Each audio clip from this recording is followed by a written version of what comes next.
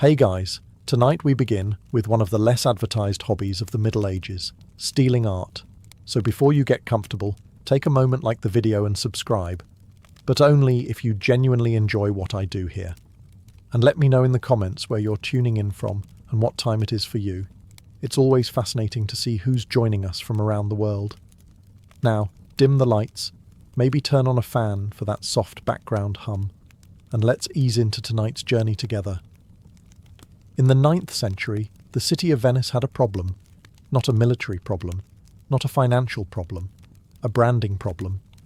Venice was growing wealthy from trade and slowly becoming one of the most important cities in the Mediterranean. Ships were arriving from all over the world. Merchants were making fortunes. The city's influence was expanding every year. But there was one thing Venice lacked: a really impressive saint. Now, in medieval Europe, saints were not just religious figures, they were marketing tools. If your city possessed the relics of a famous saint, pilgrims would travel hundreds of miles to see them. Pilgrims brought donations, donations brought money, and money built very nice cathedrals. In other words, saints attracted traffic. Rome had St. Peter, Compostela had St. James.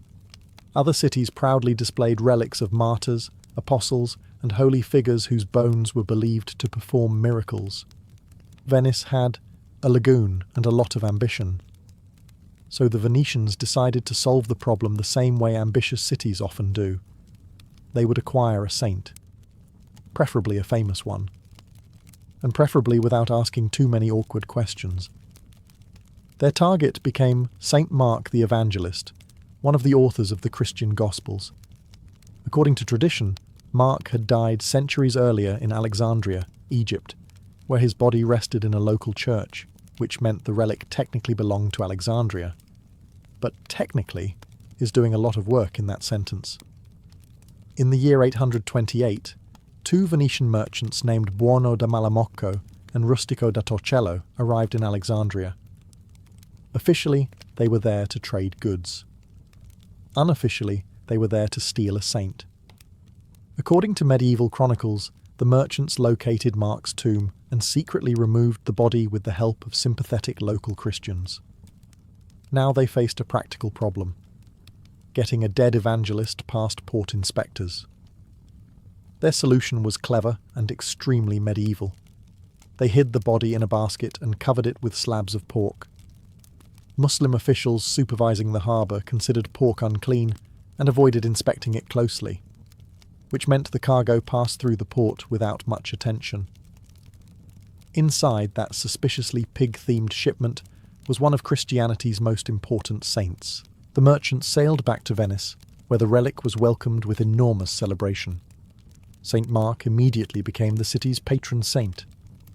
The magnificent Basilica of St. Mark was eventually built to house the stolen remains, and the famous winged lion of St. Mark became Venice's symbol, which means that today, the entire identity of Venice is partly based on a 9th century smuggling operation. History remembers it as devotion, but if we are being honest, it was also an extremely successful heist. If the Venetians proved that saints could be smuggled across the Mediterranean, the monks of medieval France proved something else. You do not always need speed to steal a relic.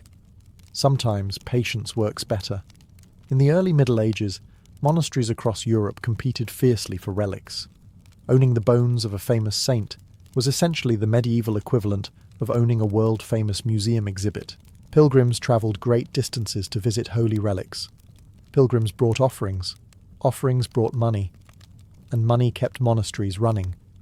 So, naturally, some monasteries looked at neighbouring churches and thought a dangerous thought: that relic would look much better here. One of the most famous examples involved the relics of Saint Faith, known in French as Sainte Foy. Her remains were kept in the town of Agen, where she was already attracting pilgrims. But another monastery, located in Conques, had a problem. They had no major relic, which meant fewer pilgrims, fewer donations, and fewer reasons for travellers to visit their remote monastery. So the monks of Conques devised a plan that was both brilliant and slightly ridiculous. They would steal the saint, but instead of sneaking in during the night, they decided to take a more subtle approach. They sent one of their monks to Aegon. His mission was simple. Join the rival monastery. Blend in. Wait. The monk arrived in Aegon and did exactly that. He became part of the community. He prayed with the other monks. He worked alongside them. Day after day, year after year, he lived peacefully among the people he planned to rob. And he waited. Not for weeks. Not for months. For 10 years. 10 years of patience. 10 years of pretending to be completely trustworthy. Finally, when the opportunity came, the monk quietly removed the relics of Saint Faith and returned to Conques. Mission accomplished. When the relics arrived, the monastery celebrated. Soon, word spread that Saint Faith now rested in Conques. Pilgrims began arriving in large numbers, bringing donations and attention. The monastery built a magnificent golden reliquary statue to house the relics. And Conques became one of the most important pilgrimage stops along the road to Santiago. The monks justified the theft with a simple argument. Clearly Saint Faith wanted to live there, which is a surprisingly convenient explanation for stealing a saint after waiting a full decade. If Venice proved saints could be smuggled, and the monks of Conques proved they could be stolen with patience, the sailors of southern Italy demonstrated something else entirely. Sometimes you can simply walk in and take them. In the 11th century, the relics of St. Nicholas rested in the city of Myra, located in what is now modern Turkey. Nicholas had been a 4th century bishop famous for generosity and miracles. Over time, he became one of the most beloved saints in Christianity. Yes, the same Saint Nicholas, who would eventually evolve into Santa Claus. Which means that medieval sailors once carried out a kidnapping involving the historical origin of Santa. History is strange. By the year 1087, the political situation in the region had become unstable. Turkish forces controlled much of the surrounding territory, and Italian cities feared that Christian relics might fall into the wrong hands. This created a convenient justification. Sailors from the Italian port city of Bari decided the safest place for St. Nicholas's remains was Bari. Naturally, a group of merchants and sailors sailed across the Mediterranean to Myra with a very specific objective. When they arrived at the church holding the saint's tomb, they did not exactly behave like respectful pilgrims. Instead, they forced their way inside. According to contemporary accounts, the sailors confronted the monks guarding the relics and demanded access to the tomb. The monks protested, which is understandable when strangers arrive and announce they intend to remove your saint. The sailors were not particularly interested in negotiation. They broke open the tomb of St. Nicholas and removed the bones. To their credit, they did leave a small portion behind, which in medieval relic economics counted as generosity. The bones were transported back to Bari, where the city greeted them with enormous celebration. A grand basilica was built to house the relics, and Bari instantly became one of the most important pilgrimage destinations in Europe. Pilgrims arrived from across the continent to visit the saint. Donations poured in, the city prospered, and St. Nicholas officially relocated to Italy. The sailors justified the theft by claiming they had rescued the relics from possible destruction, which may be true, but it also happened to make their hometown dramatically richer. A happy coincidence, apparently. If medieval monks and merchants approached art theft with careful planning, patience, and elaborate justifications, the Vikings had a different strategy. They called it show up with axes. Beginning in the late 8th century, Viking raiders from Scandinavia began attacking monasteries and coastal towns across Europe. Their first famous raid took place in the year 793 at the monastery of Lindisfarne, off the coast of England. For the monks living there, it was a disaster. For Viking raiders, it was excellent shopping. Monasteries were some of the richest places in medieval Europe. Over centuries, monks had collected beautifully crafted religious objects: golden chalices, silver reliquaries, jeweled crosses, decorated gospel books, and elaborately illuminated manuscripts. These were masterpieces of medieval art. But the Vikings were not particularly interested in their artistic value. They were interested in the gold, and monasteries had a lot of gold. When Viking ships appeared on the horizon, monks often had little time to prepare. Raiders stormed ashore, looted churches, and carried away anything valuable. Precious metal objects were melted down, jewels were removed from reliquaries. Even decorative elements from churches could be stripped and reused. To the Vikings, these treasures were not sacred. They were portable wealth. Illuminated manuscripts sometimes survived only because the Vikings did not consider them valuable enough to bother with.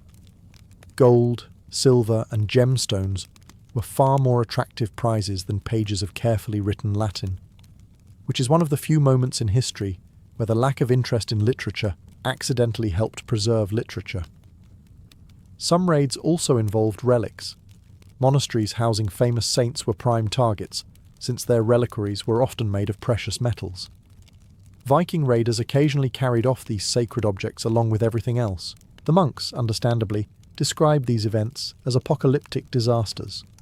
From the Viking perspective, however, they were extremely successful expeditions. And while the raiders may not have cared about medieval art itself, they certainly played a role in moving it around.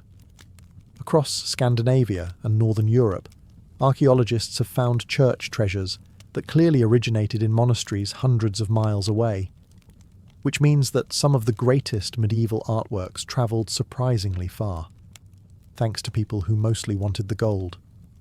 If Viking raids were chaotic art theft, the events of the year 1204 were something far larger. A full-scale international heist. It began with the Fourth Crusade, a military campaign that was supposed to march toward the Holy Land. Crusaders from Western Europe had gathered to fight Muslim powers and reclaim Jerusalem. At least that was the original plan, but crusades were expensive, and crusaders had debts. Through a complicated chain of political deals, financial pressure, and questionable decision-making, the Crusader army eventually redirected its attention toward the richest Christian city in the world, Constantinople.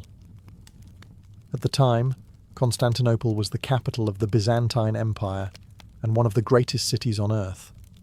Its churches were filled with gold icons, jeweled reliquaries, silk tapestries, ancient sculptures, and sacred relics collected over centuries. It was essentially a medieval museum the size of a city. Unfortunately for the Byzantines, it was also extremely tempting.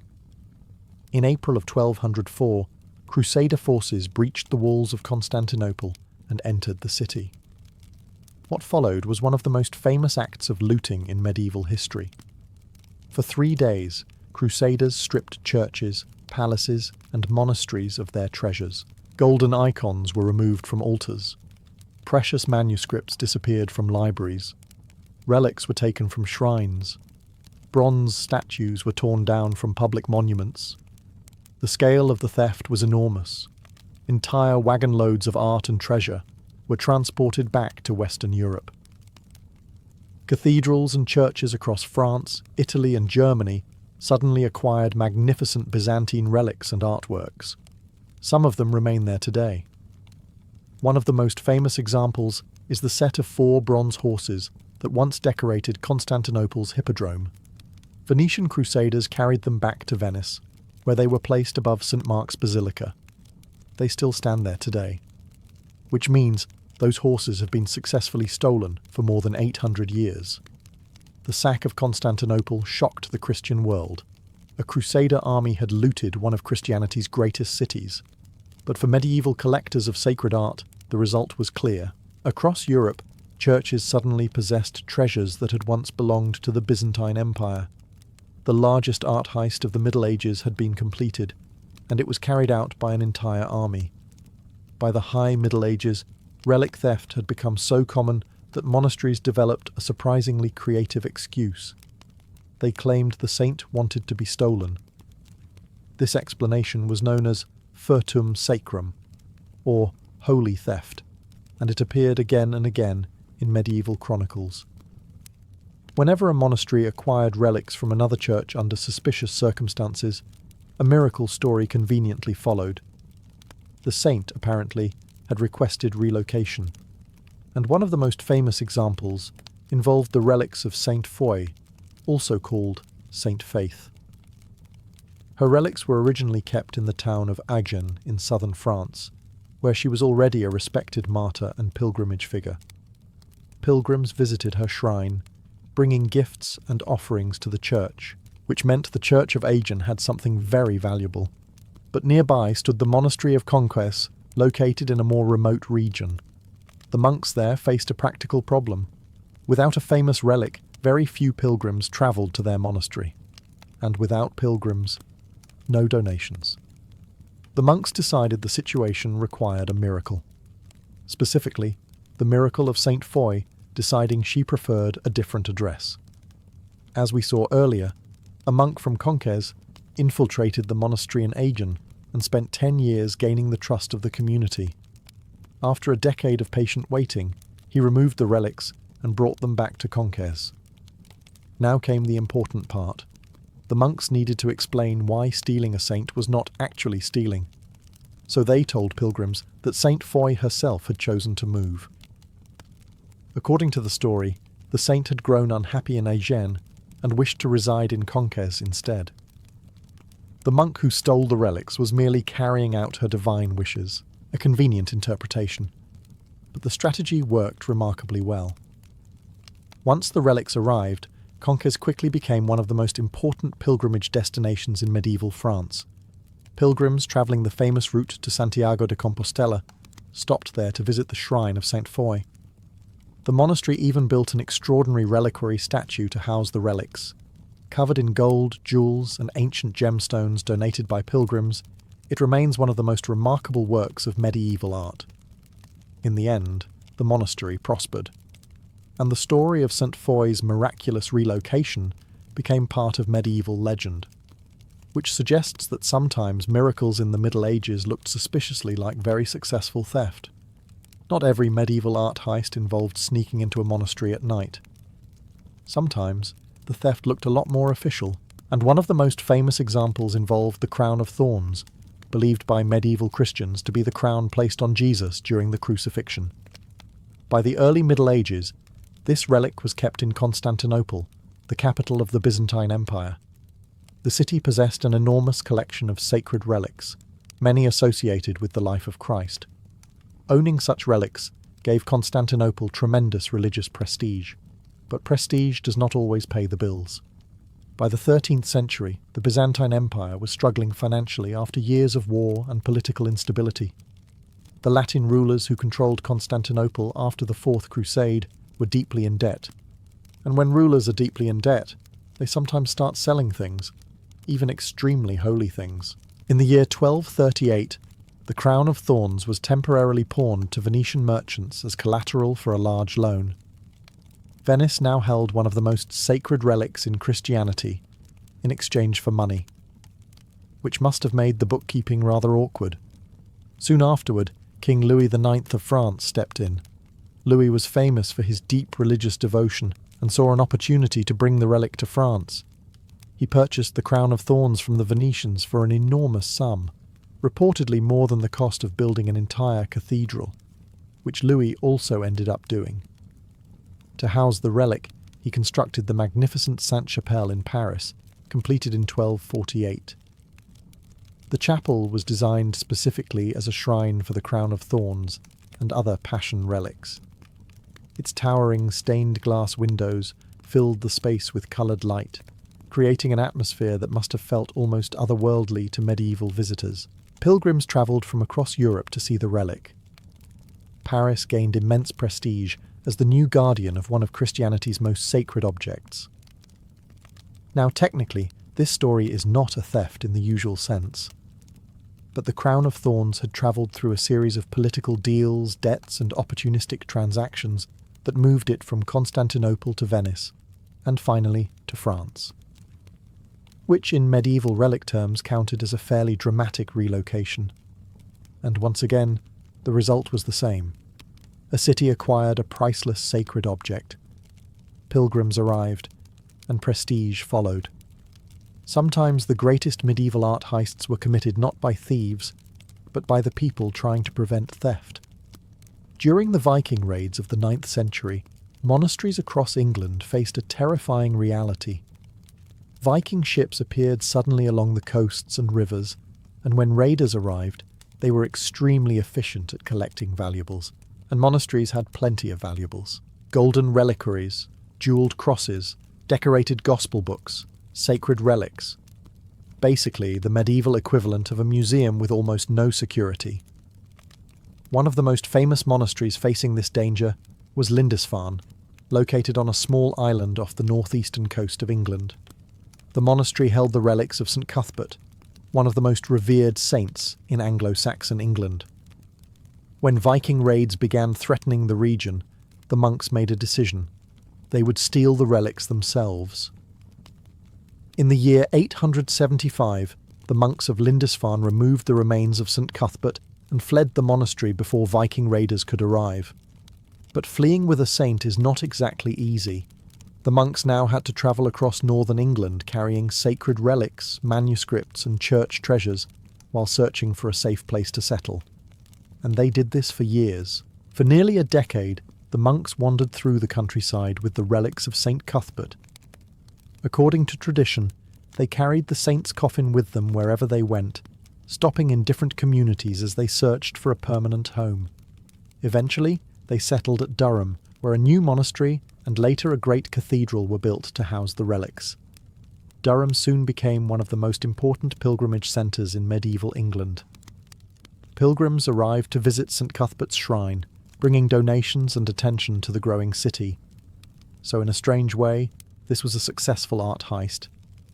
The monks had taken their own relics, relocated them hundreds of miles away, and transformed an entirely new location into a religious centre. Of course, they insisted they were protecting the saint from Viking raiders, which was probably true, but the result was still the same. A priceless relic moved from one place to another, and the city that received it became famous. History sometimes calls this preservation, but from a distance it looks suspiciously like very careful theft. Among the countless treasures stolen during the sack of Constantinople in 1204, one particular artwork stood out: 4 enormous bronze horses. They once stood atop the Hippodrome of Constantinople, the vast stadium where chariot races and imperial ceremonies took place. These horses were not ordinary statues. They were ancient masterpieces, believed to date back to classical Greek or early Roman times. In other words, they were already extremely old when medieval crusaders arrived. For centuries, the statues had symbolized the grandeur of the Byzantine capital. Visitors entering the Hippodrome saw them towering above the crowds, shining in the sunlight and representing the wealth and prestige of the empire, which naturally made them irresistible targets during the looting. When Crusader armies captured the city, Venetian forces in particular took a strong interest in the horses. Venice had played a major role in transporting Crusaders across the Mediterranean, and its leaders were determined to leave Constantinople with something impressive. Stealing 4 massive bronze sculptures certainly qualified. Removing the statues was not a simple task. Each horse weighed several tons, and transporting them across the sea required careful planning. But the Venetians were experienced merchants and shipbuilders. If they could move spices, silk, and armies across the Mediterranean, they could move 4 horses. Eventually, the statues were shipped to Venice. Once they arrived, the horses were installed above the entrance of St. Mark's Basilica, where they immediately became one of the city's most recognizable symbols. Visitors to Venice could now admire artworks that had once belonged to one of the greatest cities in the world, and they have remained there ever since. Well, mostly. In the 19th century, Napoleon briefly removed the horses and transported them to Paris after conquering Venice. They were eventually returned, proving that even stolen artworks can sometimes be stolen again. Today, the original statues are kept inside the basilica for protection, while replicas stand outside overlooking St. Mark's Square. But their story still carries a hint of medieval drama. Because these famous horses travelled from Constantinople to Venice not through careful cultural exchange, but through one of the most successful art thefts in medieval history. By the later Middle Ages, relic theft had become so common that it quietly created something unexpected: a relic economy. Churches, monasteries, and rulers all wanted sacred relics. Owning the bones of a saint, a fragment of holy cloth, or even a small object associated with a martyr could attract pilgrims from across Europe. And pilgrims meant money. The result was predictable. Demand exploded. Supply, however, was limited. There were only so many saints to go around, and most of them had already been buried somewhere inconveniently loyal to their original church. So relics began to move. Sometimes they were stolen, as we have seen. Sometimes they were quietly relocated during wars. Sometimes rulers gifted relics to friendly cities, and sometimes they were sold. Yes, medieval Europe developed something very close to a relic black market. Merchants, travellers, and even clergy occasionally transported relics across borders, offering them to churches willing to pay. Some of these relics were genuine. Others were optimistic interpretations. By the 13th century, the number of relics circulating across Europe had grown dramatically. Churches proudly displayed fragments of the true cross, bones of apostles, and pieces of saints' clothing. Occasionally, the math became questionable. Several churches claimed to possess the head of the same saint. Others displayed multiple arms, legs, or ribs belonging to a person who had clearly not possessed that many limbs. Medieval scholars noticed the problem. The theologian John Calvin later joked that if all the claimed fragments of the true cross were assembled, they could build an entire ship. Despite the skepticism, relics remained enormously valuable. Pilgrimage shrines attracted thousands of visitors every year. Entire towns prospered because travellers came to see sacred objects, which meant the incentive to acquire relics remained extremely strong. Sometimes this involved negotiation. Sometimes it involved diplomacy. And sometimes it involved quietly removing a saint from a rival monastery and pretending it had always belonged to you. By the late Middle Ages, relics had become one of the most unusual forms of cultural currency in Europe, and the line between devotion, commerce, and theft had become very difficult to see. Not all medieval art heists involved relics or golden statues. Some of the most valuable treasures of the Middle Ages were far quieter. Books, specifically illuminated manuscripts. Creating a single manuscript in the medieval world could take months or even years. Monks carefully copied texts by hand onto parchment, decorating the pages with gold leaf, intricate illustrations, and elaborate lettering. Each manuscript was essentially a handmade masterpiece, and because books were rare, they were incredibly valuable, which meant that during wars, raids, and political conflicts, libraries often became targets. One of the most famous examples comes from the 100 Years' War between England and France. In the early 15th century, English forces captured the French city of Rouen. Among the many treasures found inside churches and monasteries were collections of manuscripts created over generations by French scribes and artists. These were not just religious texts, they included historical chronicles, philosophical works, poetry, and beautifully illustrated prayer books owned by wealthy nobles. English commanders quickly recognized their value. Rather than leaving these manuscripts behind, many were taken to England as trophies of war. Some were presented to noble patrons. Others entered royal collections. King Henry V himself is believed to have acquired several French manuscripts after his victories in France. In medieval terms, this was not considered unusual. War had always involved the seizure of valuable objects. But in this case, the stolen treasures were not gold or silver. They were knowledge. Over time, many of these manuscripts ended up in royal libraries and later in university collections. Today, some of them survive in institutions such as the British Library, where they remain among the most beautiful examples of medieval book art. The irony is difficult to miss. Manuscripts created in French monasteries were carried across the English Channel during a war, and eventually became priceless historical treasures preserved for centuries. Of course, the monks who originally wrote them probably had a different opinion. From their perspective, the situation was simple. Someone had just stolen an entire library, which, in the medieval world, was about as serious as art theft could get. In the medieval world, cities competed with each other almost as fiercely as kings and armies. Prestige mattered, pilgrims mattered, and possessing famous relics or sacred treasures could transform an ordinary town into a destination known across Europe, which meant that sometimes entire cities participated in art heists.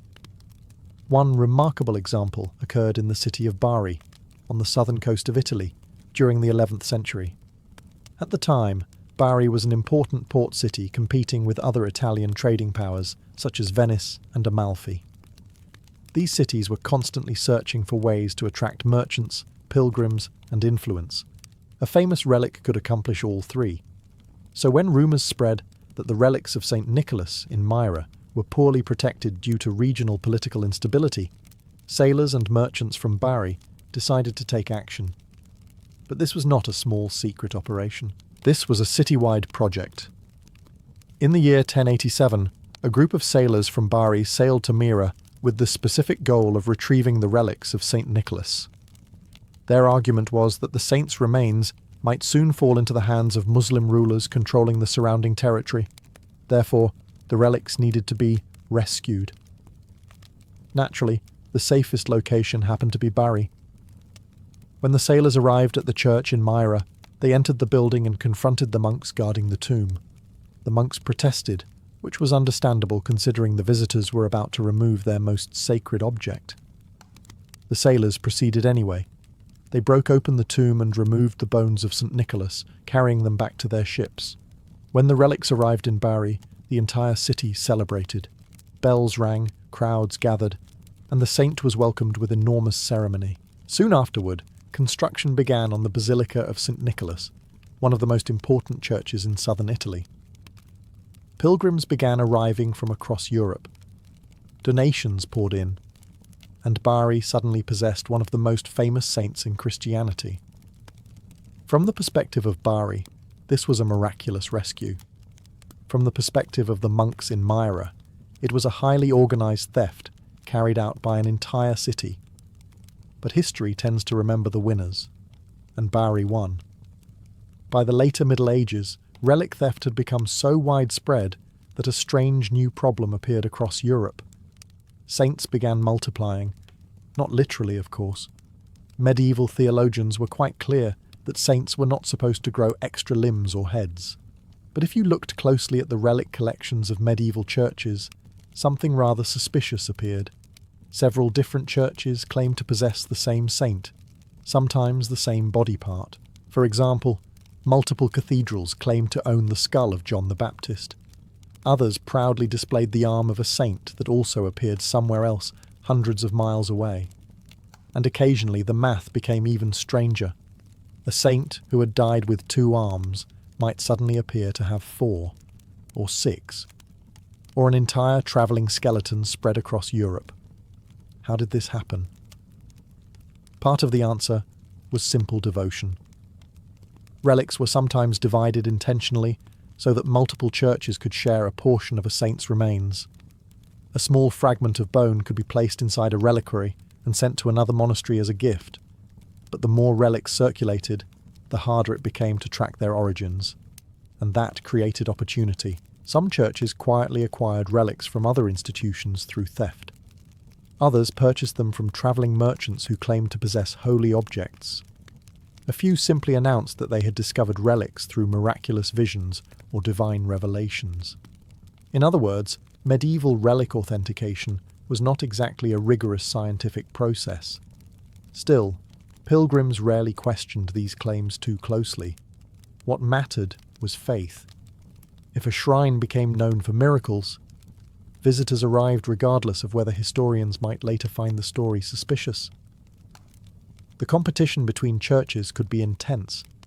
Cities wanted relics that would draw travellers along major pilgrimage routes. Monasteries hoped to increase their influence by displaying sacred objects. And so relic collections grew. Some were genuine, some were divided pieces of authentic remains, and some were probably the medieval equivalent of very creative marketing. To modern historians, the result looks confusing, but to medieval communities, the situation made perfect sense. After all, if saints could perform miracles, surely they could also appear in more than one place at once. In the medieval world, art theft did not always require stealth, patience, or clever monks hiding bones in baskets. Sometimes it simply required an army. Throughout the Middle Ages, wars between kingdoms often ended with the victorious side removing the treasures of the defeated city. Churches, monasteries, and cathedrals were filled with valuable artworks created over centuries, and these objects were considered legitimate spoils of war. Gold chalices, jeweled reliquaries, sacred icons, tapestries, manuscripts, and decorative sculptures could all be taken as trophies. And kings were enthusiastic collectors. One of the most common targets during medieval conflicts were cathedral treasuries. Many cathedrals maintained vaults containing centuries of donations, crowns, crosses, gemstones, and liturgical objects made from gold and silver. These were both beautiful and extremely portable, which made them perfect wartime souvenirs. During conflicts such as the 100 Years' War between England and France, soldiers frequently looted churches after capturing cities. Commanders sometimes tried to prevent destruction of sacred spaces, but the temptation of valuable treasures was difficult to control. A golden reliquary might contain not only a sacred relic, but also pounds of precious metal and gemstones. From a soldier's perspective, that was hard to ignore. Even rulers themselves participated in these acts of artistic relocation. Kings occasionally transported church treasures back to their own capitals to display their victories. A conquered city might lose relics, manuscripts, and artworks that had been central to its identity for generations. The winning kingdom gained prestige, and the artworks gained a new home. Over time, these movements of art reshaped collections across Europe. Objects created in one region could end up hundreds of miles away after a single military campaign. Today, historians can sometimes trace the journeys of these works through documents and stylistic clues. A reliquary crafted in one monastery might appear later in another kingdom's treasury. A manuscript copied by French monks might survive in an English library, which means that some of the most important medieval artworks we admire today travelled across Europe not through peaceful exchange, but through the surprisingly efficient logistics of medieval warfare. Looking back at these stories, one thing becomes very clear. People in the Middle Ages were extremely serious about stealing art. But the reason was not simply beauty. In the medieval world, art objects were rarely just decoration. Almost every treasure inside a church or monastery carried deeper meaning. A golden reliquary was not only a masterpiece of craftsmanship, it held the bones of a saint believed to perform miracles. A manuscript was not simply a book. It was the preservation of knowledge copied by hand over generations. A sacred relic was not merely an object. It was power. Cities that possessed famous relics attracted pilgrims from across Europe. Pilgrims travelled long distances to visit holy shrines, and they brought offerings, donations, and trade. Entire towns grew wealthy because travellers stopped there on pilgrimage routes, which meant that acquiring the right relic could transform a quiet monastery into a major destination. Sometimes this happened through gifts, sometimes through political deals, and sometimes through theft. Cities stole saints to increase their prestige. Monasteries relocated relics to attract pilgrims. Armies carried away sacred treasures after conquering rival cities. From the perspective of the people doing the stealing, these actions often felt justified. If a relic ended up in a more powerful church, perhaps it was because the saint wanted to be there. Convenient logic, admittedly. But the result shaped medieval Europe in fascinating ways. Relics moved from city to city. Manuscripts crossed borders. Sculptures, icons, and sacred treasures travelled across the continent as the result of wars, pilgrimages, and the occasional ambitious monk. Ironically, some artworks survived precisely because they were stolen. A manuscript carried away during a war might avoid destruction in the city where it was created. A relic moved to a new shrine might attract centuries of protection and devotion. History is full of masterpieces, but many of them exist today because someone somewhere decided that the object was simply too valuable to leave where it was.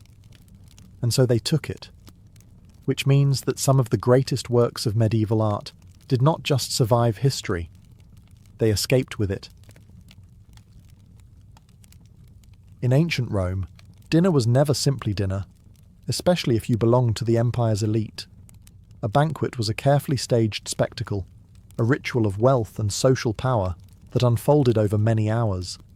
Invitations to these lavish gatherings circulated among senators, generals, poets, wealthy merchants, and fashionable aristocrats. To be invited meant you mattered. To be ignored meant you probably did not. The Roman elite called these gatherings convivia. They were less about satisfying hunger and more about displaying status. A host did not simply serve food.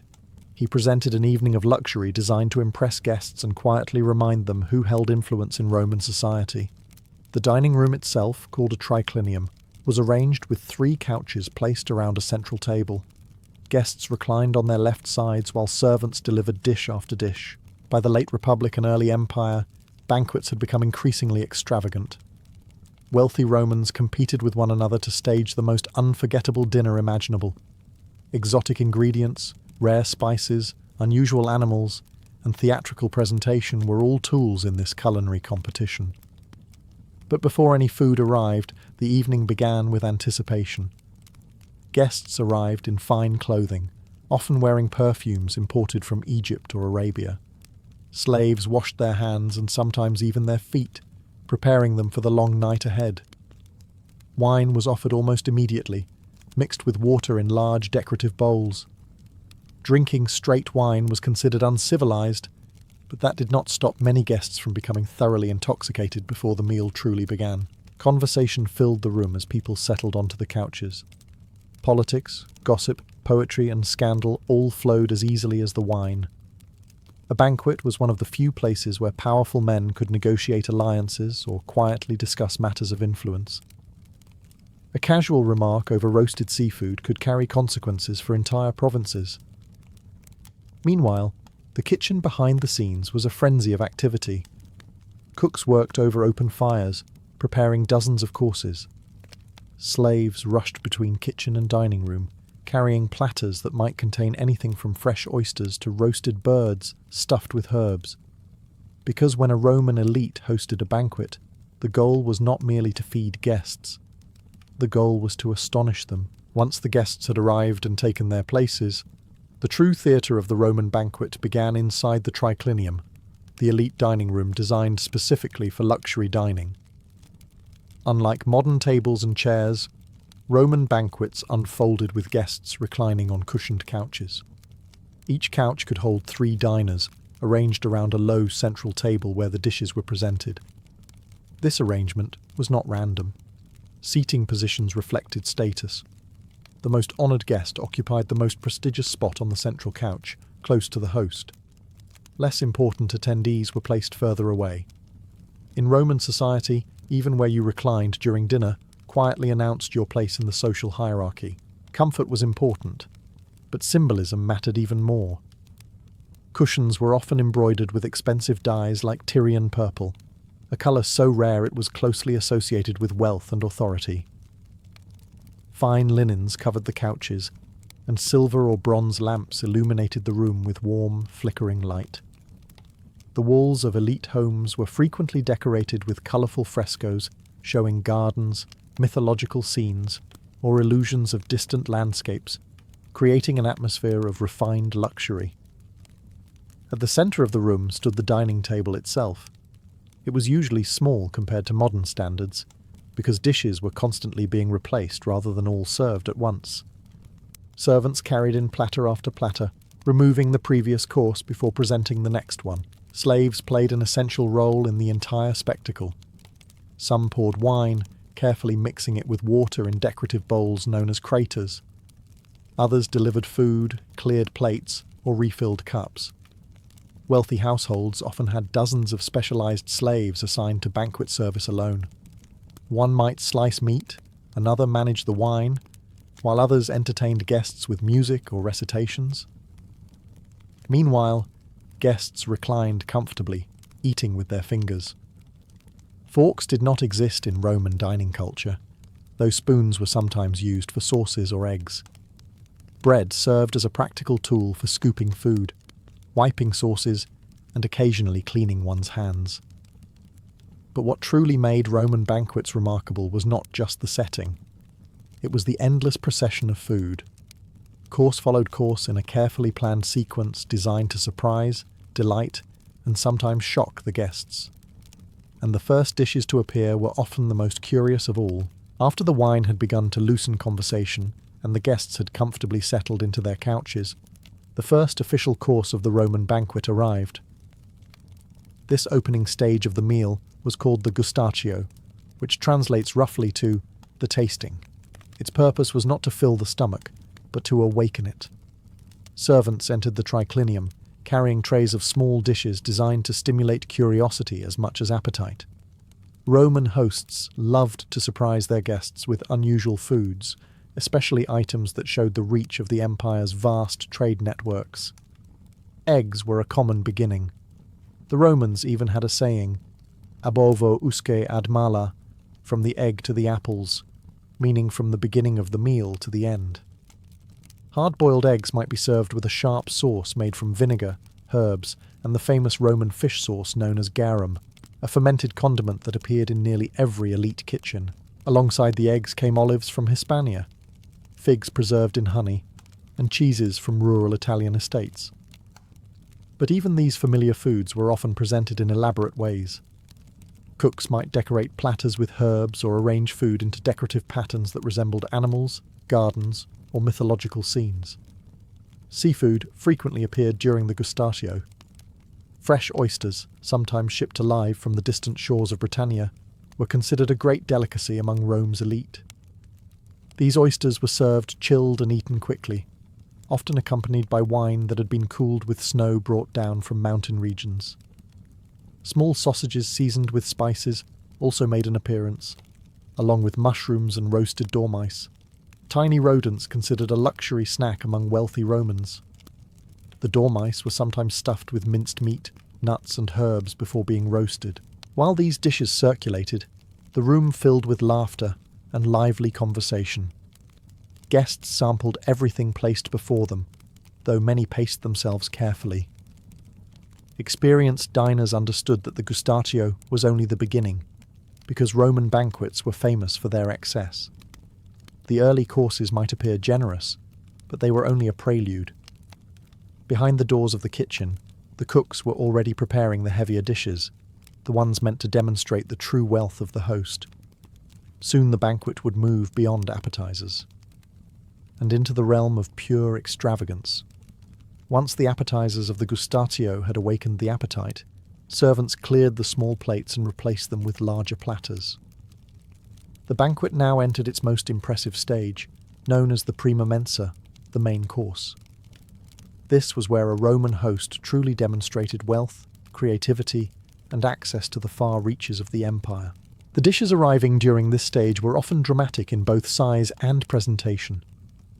Large roasted animals were carried into the room on massive trays, sometimes decorated with herbs, fruits, and colourful sauces. A pig might be presented whole, its skin golden and crisp from hours of roasting. When the cook sliced into it, guests might discover a surprise inside: sausages, spiced meats, or birds stuffed within the pig itself. Romans loved theatrical food displays. The famous gourmet Apicius described dishes where animals appeared whole and untouched, only to reveal carefully prepared fillings once cut open. These culinary tricks impressed guests and showed the skill of the kitchen staff. Birds were especially popular at elite banquets. Peacocks, cranes, ducks, and pheasants might appear on the table, sometimes decorated with their original feathers reattached after cooking for visual effect. Flamingo tongues were rumoured to be a rare delicacy enjoyed by the extremely wealthy, though they were more famous for their extravagance than their flavour. Seafood was equally important. Wealthy Romans prized fresh fish from the Mediterranean.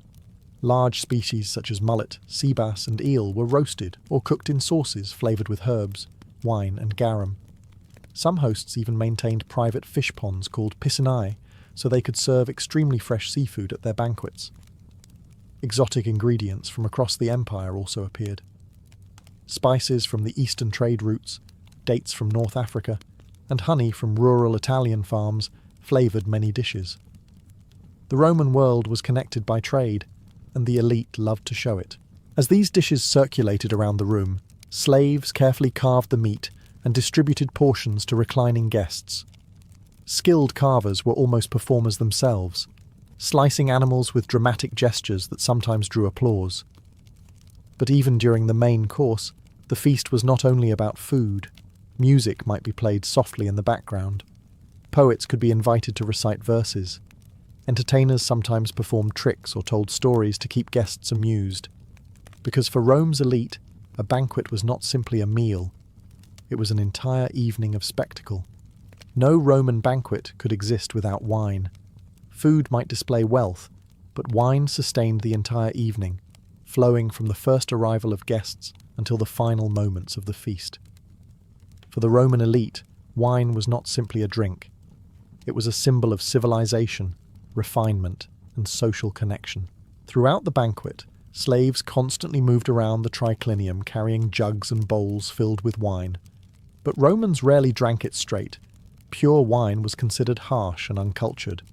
Instead, it was mixed with water inside large decorative bowls called craters. The ratio of wine to water could vary depending on the host's preference and how quickly the evening was meant to become lively.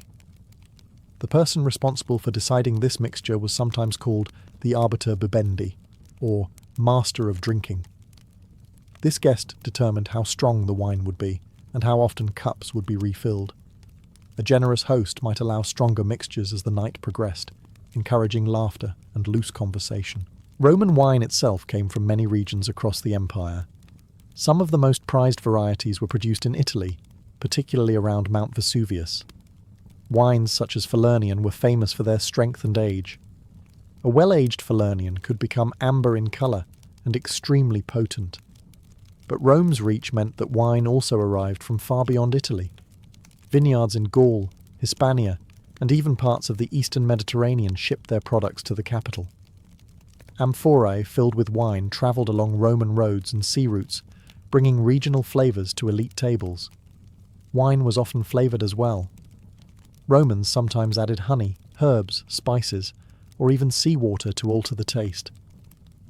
One popular sweet wine known as mulsum combined wine with honey and was frequently served early in the banquet. As the night progressed and cups continued to refill, the mood in the triclinium gradually changed. Conversations became louder. Jokes and playful insults circulated among the guests. Political debates could flare up, only to dissolve into laughter moments later. The banquet slowly transformed from a formal dinner into a relaxed gathering of intoxicated aristocrats.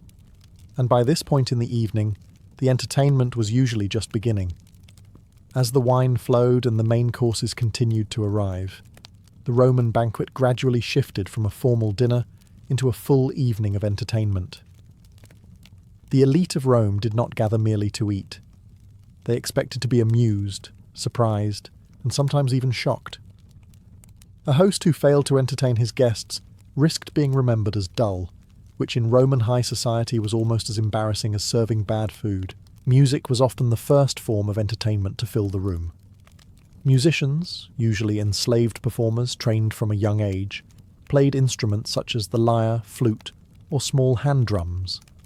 The soft melodies created a relaxed atmosphere, while guests reclined on their couches and continued their conversations. Sometimes singers accompanied the musicians, performing poetic verses or dramatic songs drawn from mythology.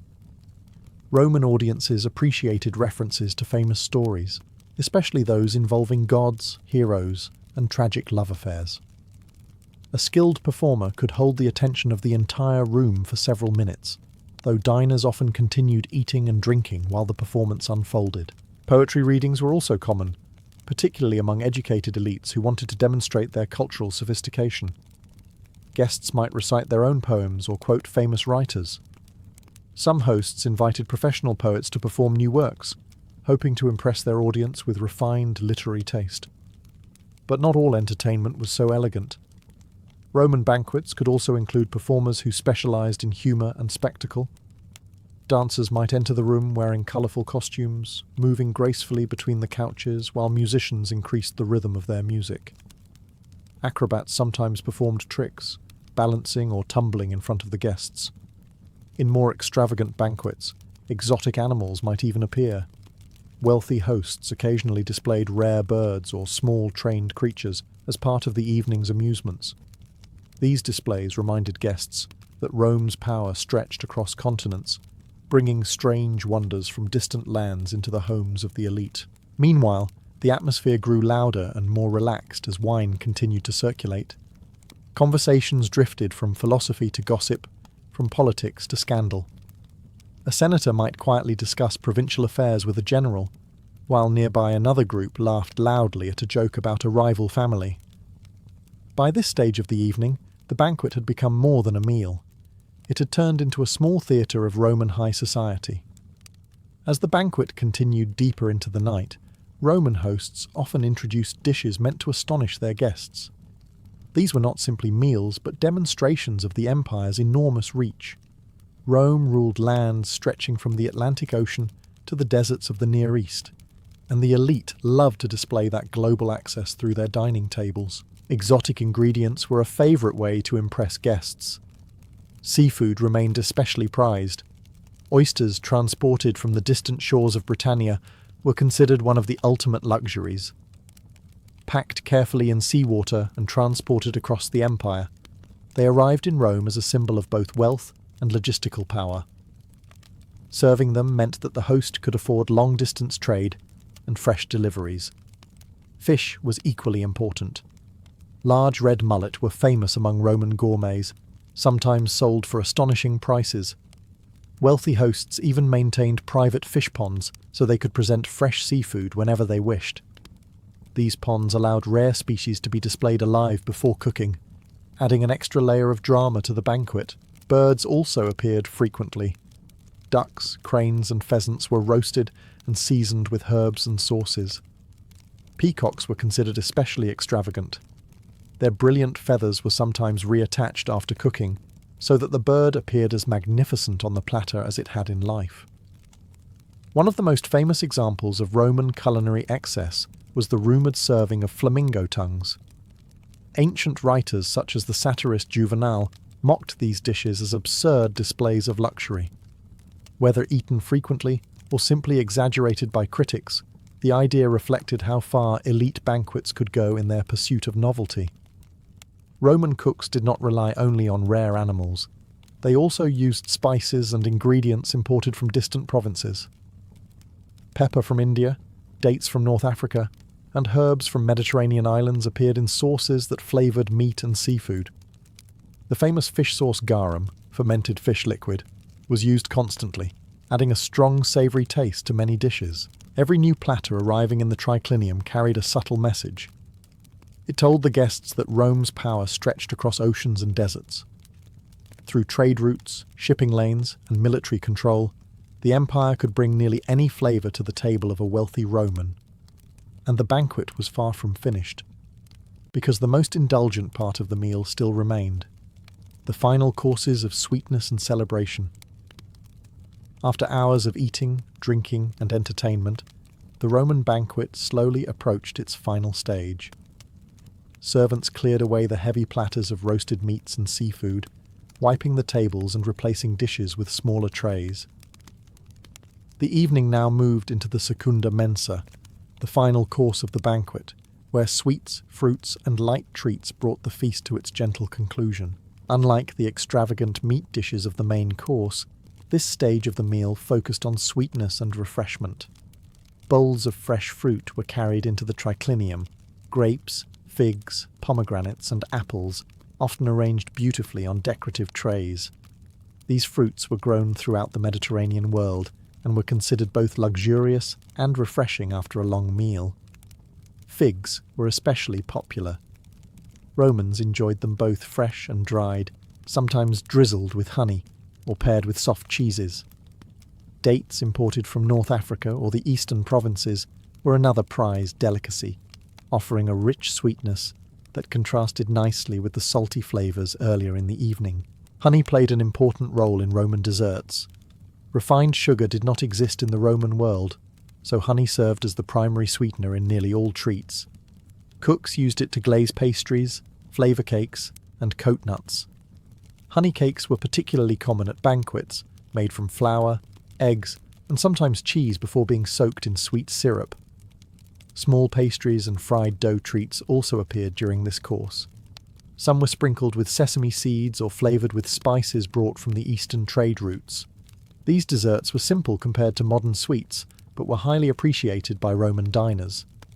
Nuts were another favourite finishing snack. Almonds, walnuts, and pine nuts were often served in bowls for guests to enjoy, while they continued drinking wine and chatting late into the evening.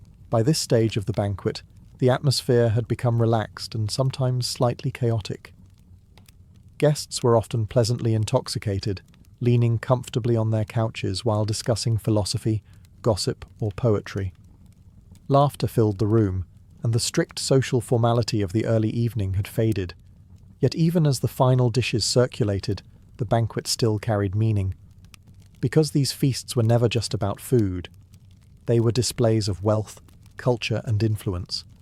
Moments where Rome's elite gathered to reinforce their power while indulging in the pleasures of the empire. And eventually, every banquet reached its quiet end. By the time the final fruits and honey cakes had been served, the Roman banquet had already fulfilled its most important purpose. While the food and entertainment dazzled the guests, the deeper function of the evening was always political. In elite Roman society, banquets were not merely social gatherings. They were arenas of influence. The convivium created a space where powerful men could meet outside the rigid structures of the Senate or the public forum. Reclining side by side on couches, senators, generals, magistrates, and wealthy patrons could speak more freely than they might in official settings. Alliances were quietly strengthened, rivalries softened, and future plans sometimes began over cups of wine. A well-organized banquet allowed a host to demonstrate generosity and power at the same time. By feeding influential guests with rare foods and expensive wine, the host showed that he possessed both wealth and connections across the empire. This display could translate directly into political support. In Roman culture, generosity created obligation. A guest who enjoyed an evening of luxury might later remember the host's kindness when voting on legislation or recommending someone for office. Seating arrangements themselves carried political meaning. The placement of guests on the couches quietly signalled favour, rank, and respect. An honoured guest reclining beside the host could be interpreted as an ally or trusted associate. Someone placed further away might notice the slight and remember it. Even conversation during the banquet could shape political outcomes. Discussions about provincial affairs, military campaigns, or public projects sometimes began casually during dinner. A general might describe a successful campaign, hoping to gain admiration. A senator might test an idea among friends before introducing it in the Senate. At the same time, banquets were places where reputation could be damaged. Excessive drinking, rude behaviour, or offensive remarks could spread quickly through Rome's gossip networks. Roman society was intensely attentive to reputation, and stories from banquets often travelled far beyond the dining room. As the evening finally drew to a close, guests slowly rose from their couches. Servants brought cloaks and lamps to guide them home through the dark Roman streets. Some staggered slightly after hours of wine, while others continued their conversations as they stepped outside into the cool night air. Behind them, the host's house slowly grew quiet again. But the effects of the banquet did not end there. Because in Rome, a single dinner could shape friendships, alliances, and political fortunes for years to come. Venice has always been a city that feels slightly unreal. Built on wooden foundations driven into the mud of a lagoon, surrounded by canals instead of streets, it already carries an atmosphere of quiet mystery. But for centuries, that mystery deepened dramatically during one extraordinary period of the year. Carnival. During Carnival, Venice became a city of masks, not just simple costume pieces, but carefully crafted works of art. Masks made of papier-mâché, porcelain, leather, and lacquer covered the faces of thousands of people moving through the city's narrow alleys and grand squares. Beneath them, identity disappeared. A wealthy noble could walk beside a humble craftsman, and neither would know who the other truly was. This strange equality was part of the magic. For most of the year, Venetian society was rigidly structured. The Republic of Venice was ruled by powerful noble families who controlled politics, trade, and wealth. Merchants, sailors, artisans, and servants all had their places in the social hierarchy. But once masks appeared, those boundaries blurred. A masked figure could speak boldly to someone far above their social rank.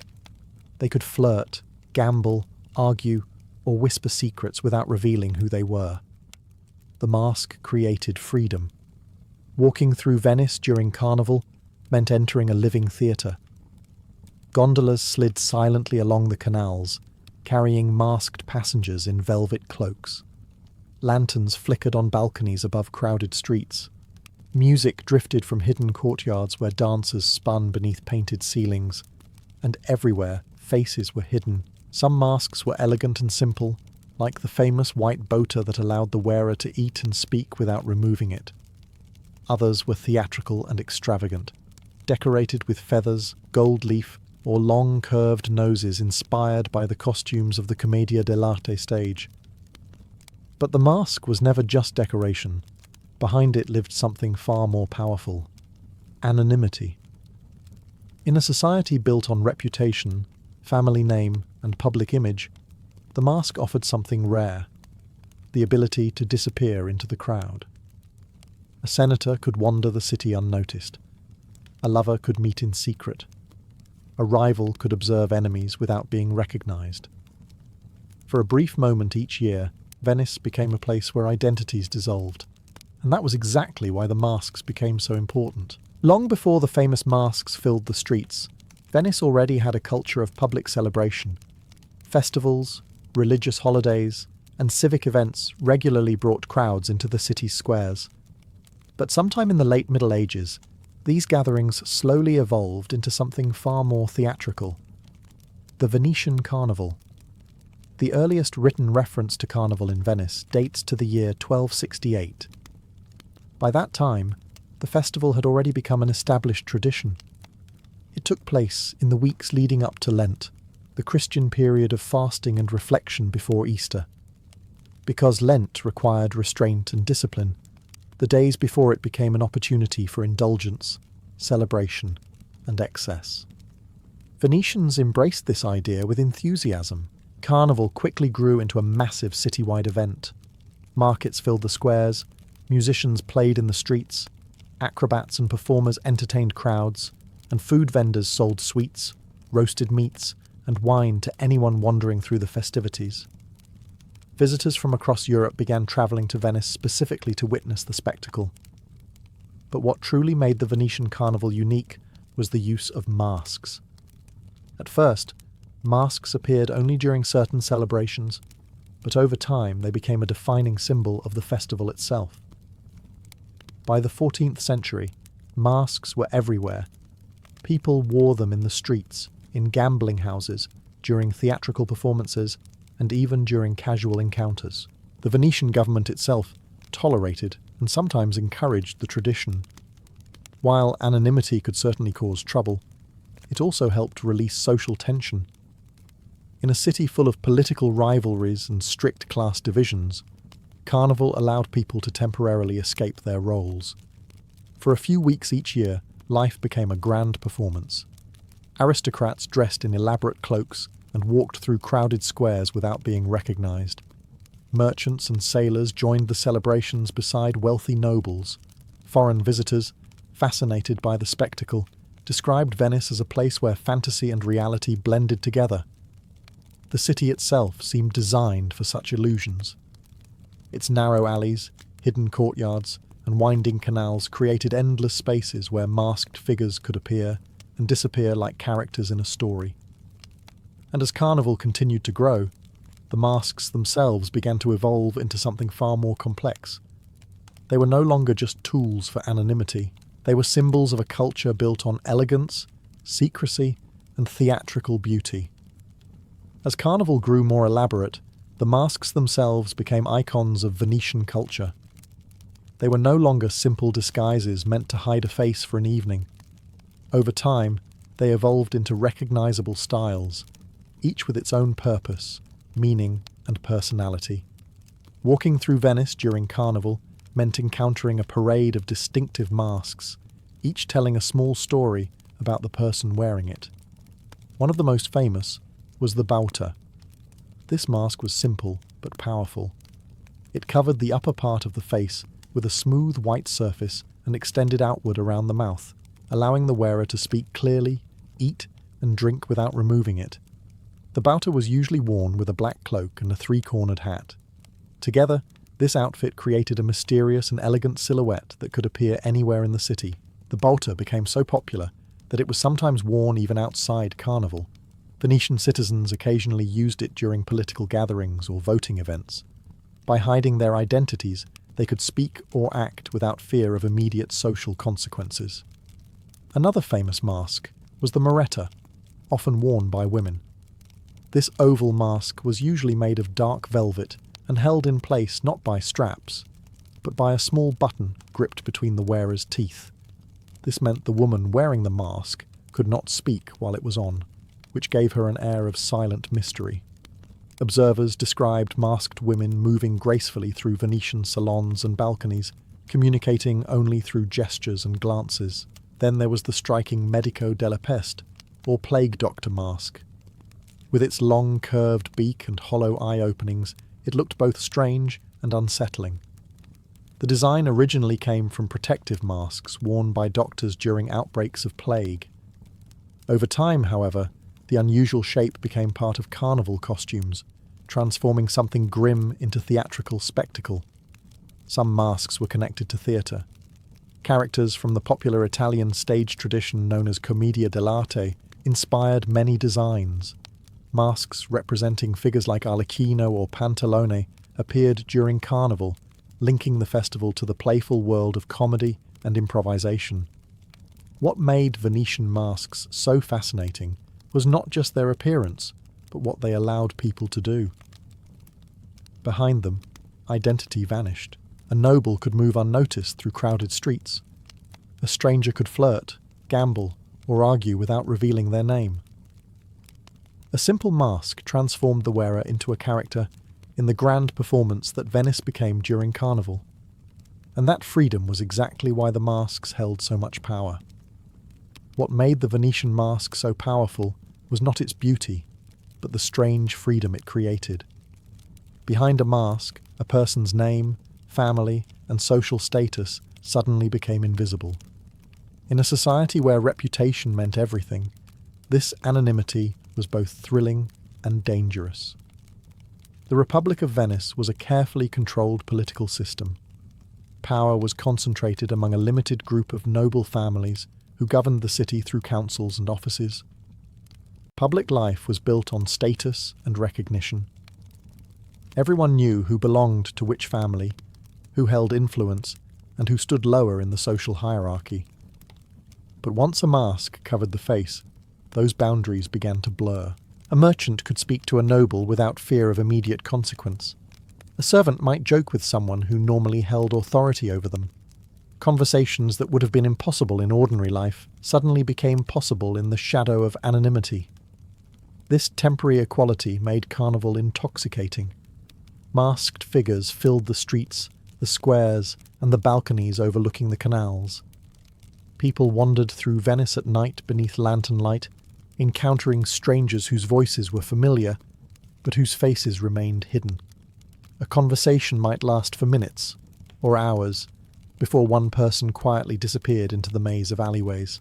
The masks also allowed political conversations to happen more freely. Venice was a city deeply involved in diplomacy, trade, and power struggles across the Mediterranean.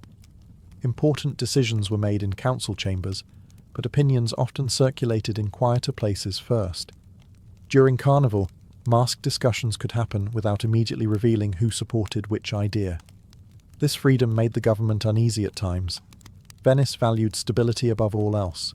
The leaders of the Republic understood that anonymity could encourage rebellion as easily as celebration. Yet banning masks entirely would have been nearly impossible, because the tradition had become so deeply rooted in Venetian culture. Instead, the authorities tried to regulate when and where masks could be worn. Laws occasionally limited mask use during certain religious holidays or political events. Still, during Carnival, the city largely surrendered to the tradition. For weeks at a time, Venice became a stage where identity could be hidden. And for many people, that secrecy created opportunities far beyond simple entertainment. Because the Masks of Venice were not only tools for freedom, they were also invitations to mischief, scandal, and quiet rebellion. Once anonymity took hold of the city, Venice during Carnival became a place where ordinary rules loosened dramatically. The mask allowed people to step outside their usual identities, and many used that freedom to pursue pleasure, adventure, and sometimes scandal. For nobles and wealthy visitors, Carnival nights offered a rare escape from the strict expectations of public life. Venetian society was elegant but carefully controlled. Reputation mattered deeply, and every gesture in public could be observed and remembered. But behind a mask, those pressures faded. Masked figures wandered through candlelit streets, slipping into taverns, salons, and private gatherings where music and laughter filled the air. The line between stranger and acquaintance became blurred. Conversations started easily when neither person knew exactly who the other was.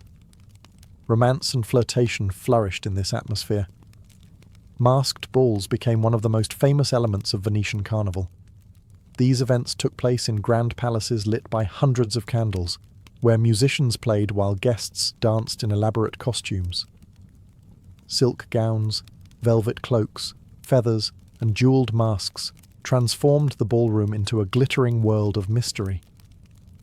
During these dances, identities were hidden, voices disguised, and intentions often playful. A masked dancer could approach someone they might never dare speak to under normal circumstances. A simple exchange of words or a shared dance might lead to a secret meeting later in the evening. Venice was already known as a cosmopolitan city, filled with merchants, travelers, diplomats, and artists from across Europe and the Mediterranean. Carnival amplified this diversity. Visitors arrived from France, Germany, Spain, and beyond, eager to experience the legendary freedom of the festival. The presence of gambling houses added another layer to the excitement. Masked players gathered around gaming tables, wagering money on cards and dice. In these rooms, fortunes could change quickly, and anonymity allowed even prominent citizens to take risks without immediate damage to their reputation. Yet the same freedom that created excitement also invited controversy. Moral critics occasionally complained that Carnival encouraged excess and improper behaviour. Religious authorities sometimes warned that too much anonymity could lead to corruption of character. But the tradition endured, because for the people of Venice, the mask represented more than disguise. It represented a brief moment when life could become unpredictable, thrilling, and entirely open to possibility. Behind the glamour of Venetian Carnival stood a group of highly skilled artisans whose work made the entire spectacle possible. These craftsmen were known as mascherari, the official mask makers of Venice. Their workshops produced the elegant disguises that allowed thousands of people to step into the mysterious world of Carnival. By the 15th century, mask making had become an established profession in the city. The craft was so important that mask makers even formed their own guild. This organisation regulated the trade, ensuring that masks were made to proper standards and sold within the traditions of Venetian culture. Inside the workshops, the process of creating a mask was both artistic and technical. Most masks were made from layers of papier-mâché, a lightweight material created by combining paper with glue or paste. The material was pressed into moulds, then carefully shaped and allowed to dry until it became firm but still comfortable enough to wear. Once the basic form was finished, the real artistry began. Mask makers smoothed the surface and painted it with fine detail. White masks were often polished to a porcelain-like shine, while others were decorated with vibrant colours, gold leaf, or delicate patterns. Some masks were covered in velvet or trimmed with lace and feathers, transforming them into small works of wearable art. The goal was not only beauty, but also expression. Each mask had to suggest a personality, even while hiding the face beneath it. A long beaked mask might appear mysterious or eerie. A simple white belter could feel elegant and anonymous. The mask became a kind of character, allowing the wearer to step into a role during Carnival. Demand for masks grew enormously as the festival became more famous. Visitors travelling to Venice wanted authentic masks to participate in the celebrations. Nobles ordered custom designs, sometimes requesting elaborate decorations that reflected their wealth and status. Yet despite their elegance, masks were meant to be practical as well. They needed to fit comfortably, allow the wearer to breathe easily, and remain secure during hours of dancing, walking, and conversation. This balance between artistry and function made Venetian mask making a respected craft. Without the mascherari and their workshops, the magic of Carnival could never have existed, because every mystery that unfolded in the streets of Venice began with a simple creation from their hands. A mask that could transform anyone into someone unknown. For all their beauty and charm, Venetian masks also caused serious concern for the rulers of the Republic. The freedom that masks created could easily slip into disorder. When thousands of people moved through the city with their identities hidden, it became difficult to maintain control. The leaders of Venice understood this problem early. The Republic was famous for its strict political stability. Unlike many European states that experienced constant revolutions and dynastic struggles, Venice valued order above everything else. Its government was built on careful balance between noble families, councils, and officials who monitored public behaviour closely. Masks, however, threatened that order. Behind a mask, a person could insult someone of higher status without being immediately recognised. Gambling debts could be hidden. Secret meetings could take place. Criminal activity also became easier when no one could identify the face responsible. Because of these concerns, the Venetian government eventually introduced laws regulating the use of masks. These laws did not ban masks entirely. That would have been impossible. Carnival was too popular, and the mask had already become a symbol of Venetian identity. Instead, the authorities tried to limit when and where masks could be worn. For example, certain decrees prohibited the use of masks during religious holidays or inside churches. Others forbade masked individuals from carrying weapons. Gambling houses sometimes restricted masked visitors during certain periods because anonymity made cheating or escaping debts easier. Some laws even targeted specific behaviours. Wearing a mask while visiting convents or engaging in suspicious nighttime activities could lead to punishment. The authorities worried that masked visitors might exploit anonymity to cause scandals or break social boundaries. Despite these regulations, enforcement was not always easy. Venice during Carnival was crowded, lively, and chaotic. Thousands of masked figures moved through narrow streets and across crowded bridges. In such an environment, identifying rule breakers was difficult unless they were caught directly. And many Venetians quietly enjoyed this loophole. The mask allowed ordinary citizens to experience a rare sense of freedom. Even members of the ruling class sometimes appreciated the ability to move through the city without recognition. In many ways, this tension between control and freedom defined the Venetian mask. It was both a symbol of elegance and a small rebellion against the rigid order of the Republic. For centuries, the Venetian Carnival stood as one of the most famous celebrations in Europe. Travellers described it as a city transformed into a stage where music, masks, and mystery filled every corner of the lagoon. But by the late 18th century, this long tradition began to fade. The first signs of decline came slowly. Venice itself was no longer the unstoppable maritime power it had once been.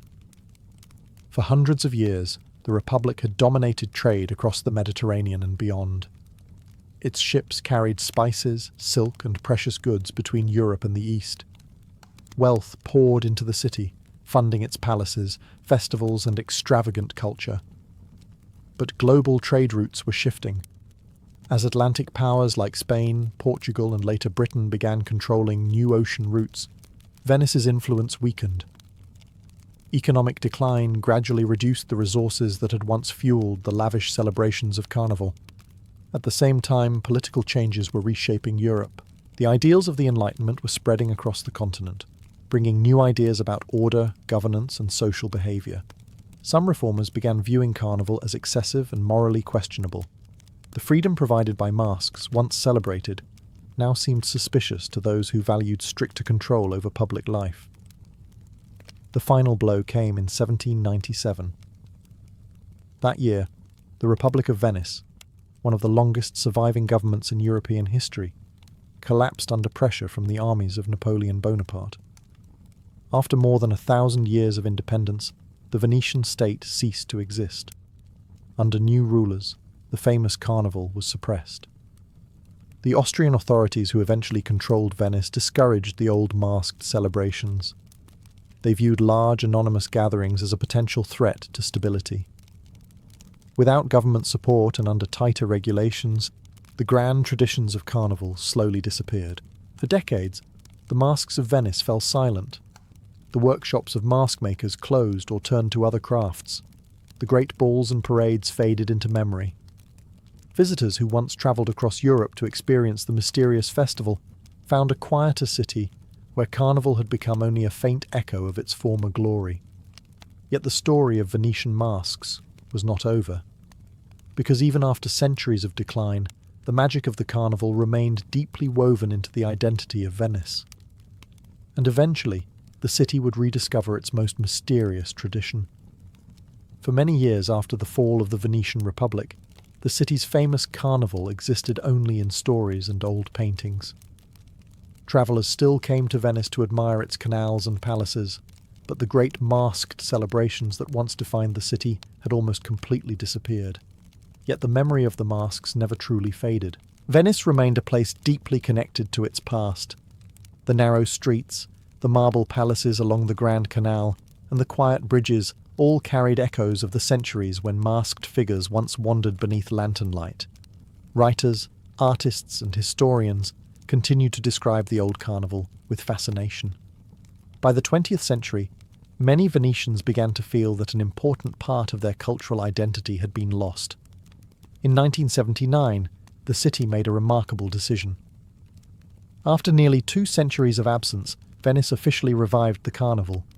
The goal was not simply tourism, although visitors from around the world quickly returned to witness the spectacle. The revival was also about restoring a historic tradition that had once defined the character of the city. Slowly, the masks returned, workshops reopened, and modern artisans began studying the techniques of the old mascherari. Using traditional methods, they recreated classic mask styles like the botta, the moretta, and the famous plague doctor mask. Each piece was crafted carefully, often by hand, honouring the artistic heritage that had once filled the city. During Carnival today, Venice once again becomes a stage of mystery and elegance. Masked figures walk through St. Mark's Square, wearing flowing cloaks and ornate costumes inspired by the 18th century. Gondolas glide across the canals, carrying passengers whose identities remain hidden behind delicate masks. Photographers, artists, and travellers gather to witness the spectacle, just as visitors did centuries ago. Yet the deeper meaning of the mask remains unchanged. Even in the modern world, the mask still represents freedom. Behind it, people can step outside their ordinary identities and become part of something timeless and theatrical. For a brief moment each year, Venice returns to its most mysterious tradition. A city where faces disappear, identities blur, and every shadowed alley might hide a story waiting to unfold. And when the lanterns glow across the canals and the masked figures drift through the night, it becomes clear that the spirit of the Venetian Carnival never truly vanished. It was only waiting to return. Before the gods, before giants, before the earth and sky, there was only emptiness. The Norse believed that the universe began with a vast and silent void called Ginnungagap. It was not a place filled with stars or clouds. It was simply nothing, a deep, endless gap stretching beyond imagination. Yet even this emptiness was not entirely alone. To one side of Ginnungagap lay Niflheim, a realm of ice, mist, and freezing winds. Ancient rivers flowed there, carrying frost and bitter cold into the void. On the opposite side burned Muspelheim, a realm of fire. It was a land of blazing heat, glowing embers, and endless flames guarded by the fiery giant Surtur. Between these two extremes, the freezing cold and the burning fire, lay the empty gulf of Ginnungagap. And slowly, something began to change. From Niflheim, icy rivers called the Elivaga flowed into the void. Their waters froze as they drifted outward, forming layers of frost and glistening ice. Then, from the distant fires of Muspelheim, sparks and warm winds blew into the same emptiness. When fire touched the frozen rivers, the ice began to melt. Drops of water formed in the silent void. Those drops did something extraordinary. They began to live. From the melting frost emerged the first living being in Norse myth, a giant called Ymir. Ymir was not a god. He was something older, something wilder, the first of the giants, the beings who existed before the world itself. As he slept in the cold darkness of Ginnungagap, strange things happened. From his body, new giants began to form, growing from sweat and shadow. But Ymir was not alone in the newborn universe. Alongside him appeared another being, far gentler than the giant, a great cosmic cow named Audumla. She nourished Ymir with rivers of milk flowing from her udder, but she herself needed food, and so she began to lick the salty ice that filled the void. With each slow movement of her tongue, something hidden inside the frozen world began to emerge, something that would change the fate of the universe forever. As the giant Ymir slept in the silent darkness of Ginnungagap, and the cosmic cow Audumla wandered through the frozen emptiness, the universe remained strange and unfinished. There was still no earth, no sky, no sun, and no stars. Only ice, mist, and the slow stirring of life. Audumla survived by licking the great blocks of salty ice that filled the void. Day after day, her rough tongue scraped across the frozen surface. What seemed like a simple act of feeding slowly revealed something hidden deep within the ancient frost. On the first day, as she licked the ice, strands of hair began to appear. On the second day, the shape of a head emerged from the frozen block. By the third day, the entire form of a man stood free from the ice. This being was Buri, the first of the gods. Unlike Ymir and the giants, who were wild and chaotic, Buri represented something different. He was the beginning of order in the universe. Strong, powerful, and mysterious, he stood as the ancestor of the divine family that would one day shape the world. Buri had a son named Bor, and Bor would become even more important to the future of creation. Bor eventually married a giantess named Bestla, linking the early gods with the ancient race of giants. From this union came three powerful sons, Odin, Vili, and Ve. These three brothers would later become the architects of the world. But at this moment in the story, the universe remained dominated by Ymir and the giants that had sprung from him. From Ymir's body, more giants continued to form, populating the dark and icy void. The growing race of giants became powerful and numerous, filling Ginnungagap with their presence. Yet the sons of Bor were different. Odin, Vili, and Ve represented a new force: intelligence, intention, and the desire to shape the chaotic universe into something ordered. The brothers observed the strange, half-formed world around them. They saw the giants multiplying, the endless ice and darkness, and the absence of any real structure to existence. And they decided something had to change, because for a world to exist, a true world of land, sky, rivers, and living creatures, the chaos of the beginning would first have to be broken. And that meant confronting the oldest being of all, the giant Ymir. As the sons of Bor grew stronger, they began to see the universe for what it truly was, a vast wilderness ruled by chaos. The giant Ymir, born from the melting ice of Ginnungagap, had become the ancestor of countless giants. From his body, the race of frost giants multiplied, spreading through the empty world. To Odin, Vili, and Ve, This growing chaos threatened the balance of creation. The giants were powerful, ancient, and untamed. If the universe was ever to become a place where order and life could flourish, something drastic would have to happen. So the three brothers made a decision that would change everything. They would confront Ymir. The exact details of the battle are not fully described in the surviving Norse myths, but its outcome was clear. The sons of Bor fought the primordial giant and eventually brought him down. When Ymir fell, something extraordinary occurred. From his wounds poured an enormous flood of blood. The tide was so vast that it drowned nearly all of the giants who had descended from him. Only a single giant, Bergelmir, managed to escape with his wife by climbing onto a wooden object, often described as a hollowed tree trunk or boat. From these two survivors would eventually come the future race of frost giants. But the death of Ymir was only the beginning. Odin and his brothers did not simply defeat the giant. They used his body to create the structure of the world itself. The brothers dragged the enormous corpse into the center of Ginnungagap. There they began shaping the universe from his remains. Ymir's flesh became the earth. His blood became the seas and rivers. His bones formed the mountains.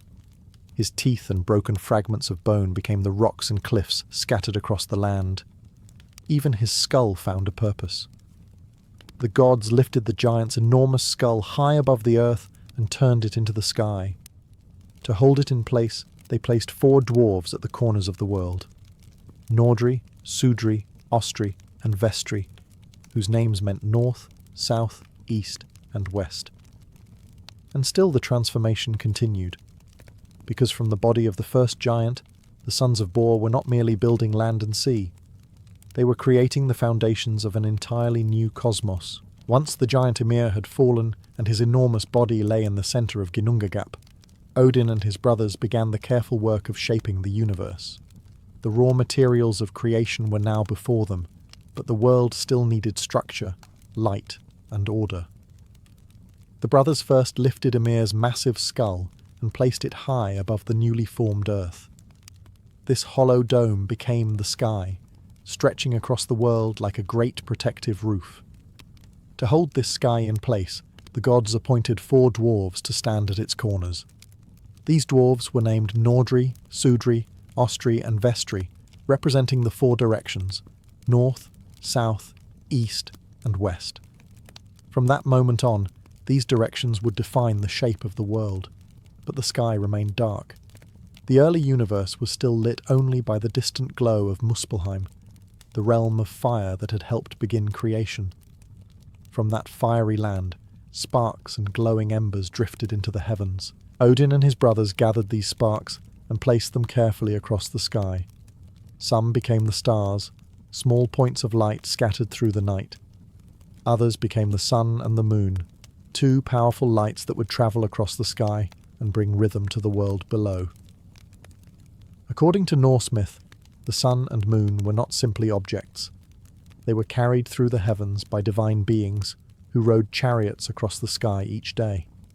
Their movement created the passage of time, dividing day from night and guiding the cycles of life.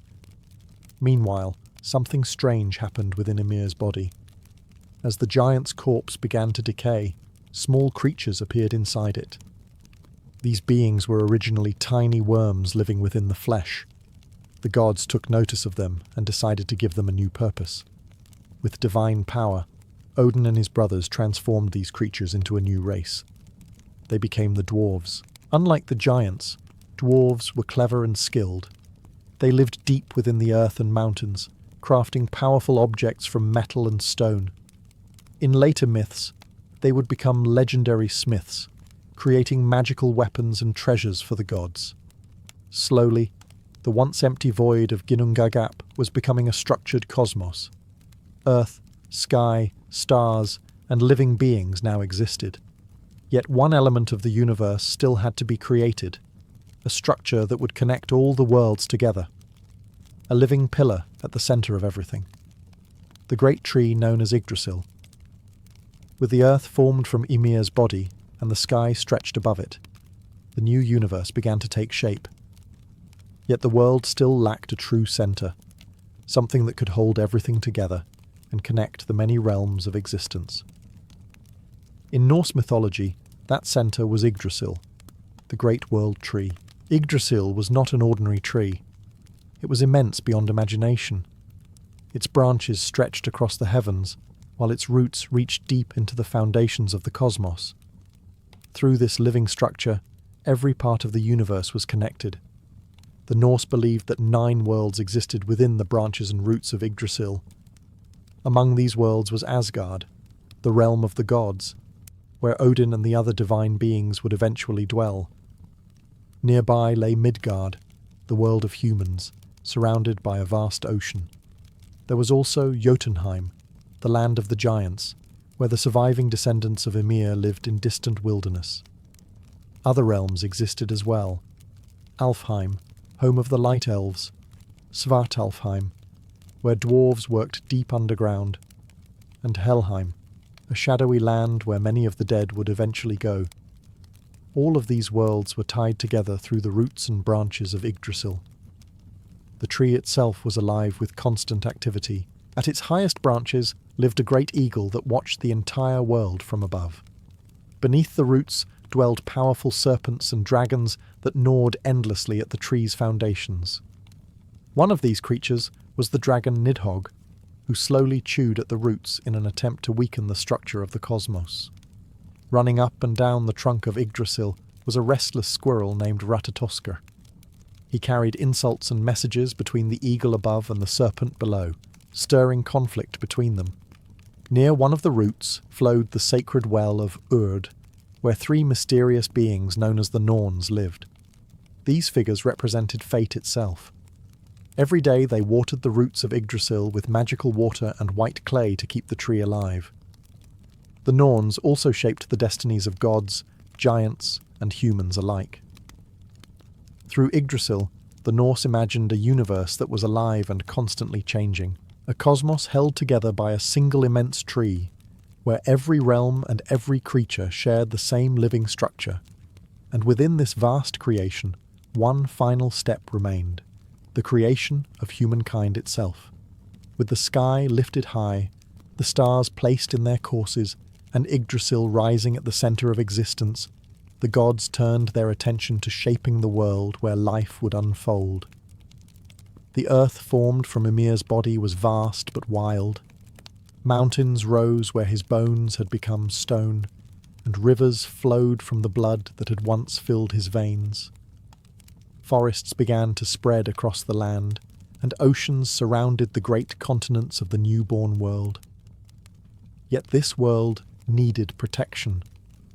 Beyond the edges of the earth lay the territories of the giants, the descendants of Ymir who had survived the great flood of blood. These beings were powerful and unpredictable, and the gods knew that if they wished to create a stable world, they would need to keep the giants at a distance. So Odin and his brothers built a boundary. Using the giants' enormous eyebrows, they constructed a defensive wall around the central lands of the earth. Inside this protected region, they created Midgard, the realm where humans would eventually live. Midgard stood at the centre of the universe, surrounded by the great ocean that formed from Ymir's blood. In that vast sea lived the colossal serpent Jormungandr, a creature so large that it circled the entire world, grasping its own tail in its mouth. The gods then connected Midgard to their own realm. From the world of the gods in Asgard stretched a shining bridge known as Bifrost, the Rainbow Bridge. This glowing pathway allowed the gods to travel between their heavenly home and the world below.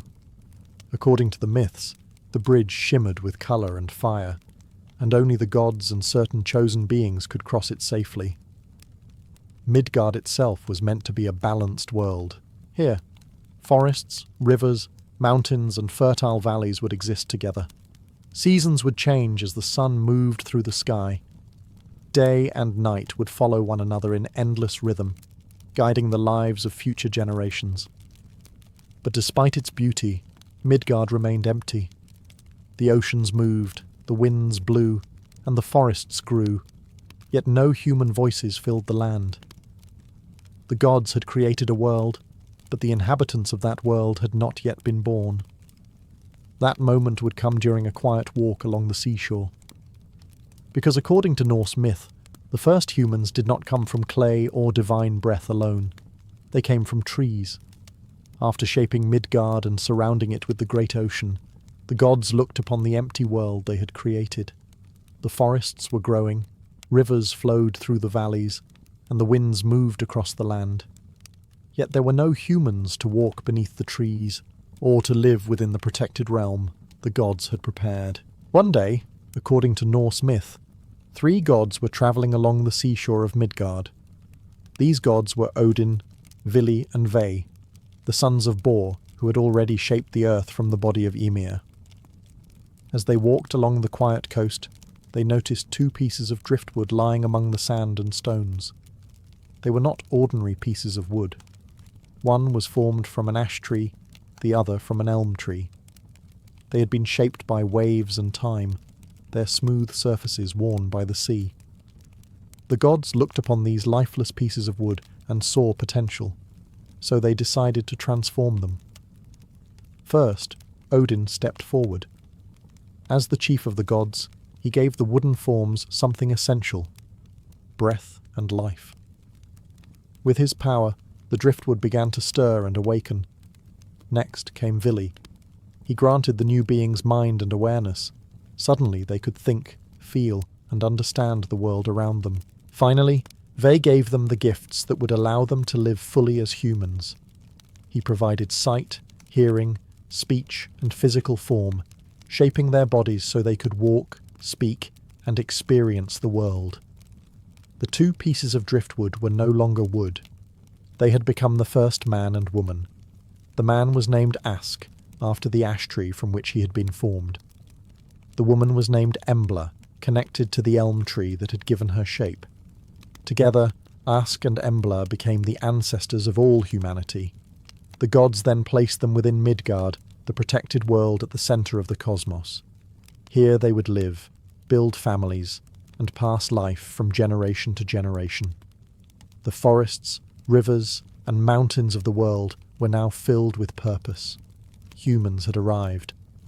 But even as Ask and Embla began their lives, the great structure of the Norse cosmos continued to grow more complex, because the world tree Yggdrasil held many realms, and the destinies of gods, giants, and humans were all tied together within its branches.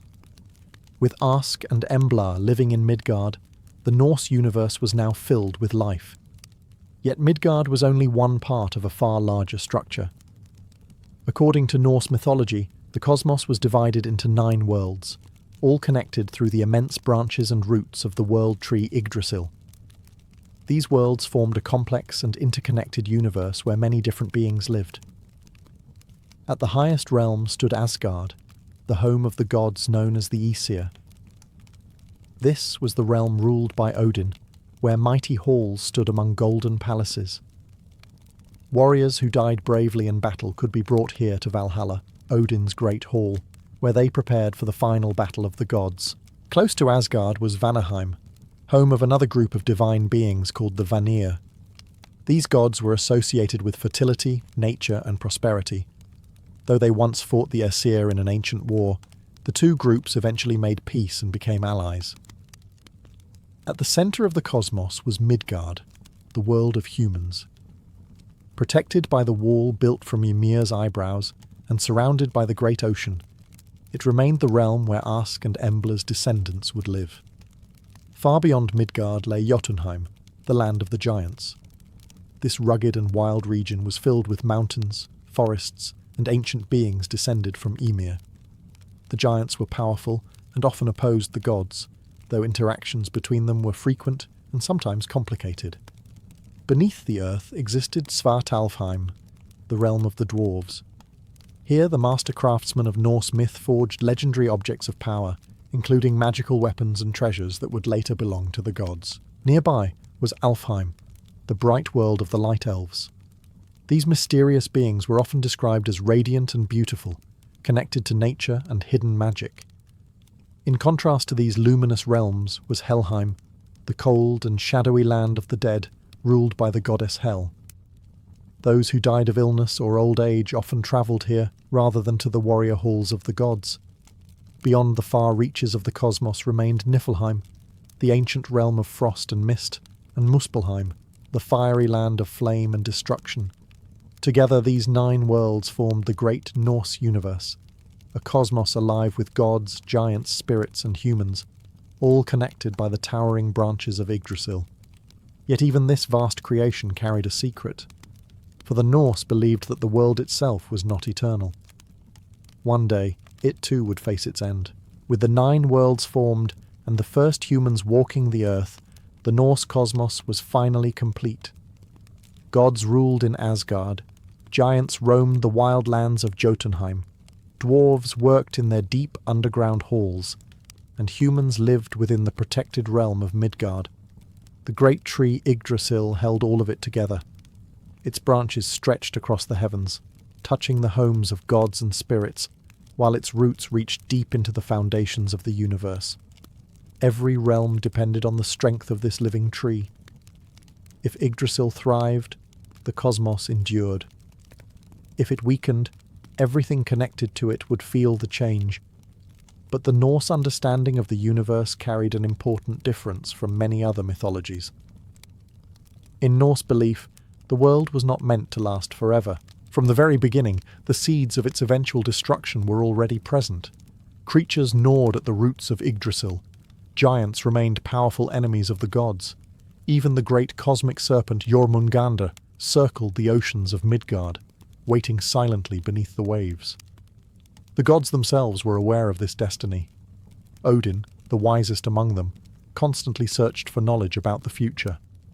He sacrificed greatly to gain wisdom, even giving one of his eyes in exchange for deeper understanding of the universe. Through prophecy and visions, he learned that a final battle would one day come. This event was known as Ragnarok. Ragnarok would be the moment when the cosmic balance finally collapsed. Gods and giants would clash in a tremendous war. The sky would darken, the earth would shake, and the great serpent would rise from the sea. Even the world tree Yggdrasil would tremble during this final conflict. Yet the Norse myths did not end with complete destruction. After the fires of Ragnarok faded, the world would be reborn. The seas would calm, the land would rise again, and new life would emerge. A few surviving gods and 2 human beings would rebuild the world from the ashes of the old one. In this way, the Norse creation myth was not only a story about how the universe began, it was also a story about cycles, creation, destruction, and renewal, all woven together like the branches of Yggdrasil itself. A reminder that even the greatest worlds may one day fall, only to rise again.